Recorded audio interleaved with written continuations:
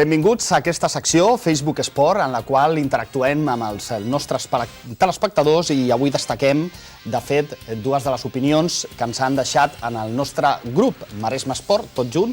Recordeu que podeu opinar sobre la pregunta, diguéssim, de la setmana. El Ricard Martínez Fernández ens comenta a la pregunta de la setmana passada si s'anomenen minoritaris són precisament per aquesta falta de recolzament o més aviat d'implicació de la societat.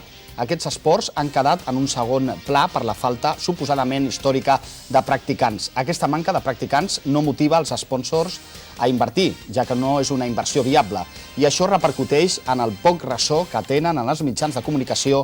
Una manera de solucionar aquest esport és promocionar-lo des de centres escolars o a mode d'activitat complementària, com podria ser una activitat extraescolar. Aquesta és la meva opinió, és l'opinió de Ricard Martínez Fernández, que ens escrivia, igual que ho feia Ferran Collado, el qual ens deia que els esports minoritaris són aquells que no tenen molta rellevància informativa. Malauradament, els mitjans esportius no li donen la importància que es mereixen perquè prefereixen parlar d'altres esports que creuen més interessants, com poden ser el futbol, el bàsquet, el ciclisme, les curses de motos i cotxes, el hoquei, havent-hi proves o clubs que, tot i practicar algun d'aquests esports, tampoc arriben a la pàgina esportiva perquè el periodista prefereix parlar d'allò que parla tothom, que no pas arriscar-se a ser diferents i informar al públic de tot allò que pot ser interessant. Ens comenta també el Ferran Collado que a ell, concretament, li agraden els esports majoritaris, és cert, però també que els minoritaris, atletisme, cursa populars, curses oficials, campionats, etc., la lluita, la petanca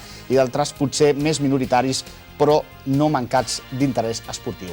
Si voleu escriure'ns respecte a la pregunta que formularem aquesta setmana al nostre grup de Maresme Esport, que és la següent.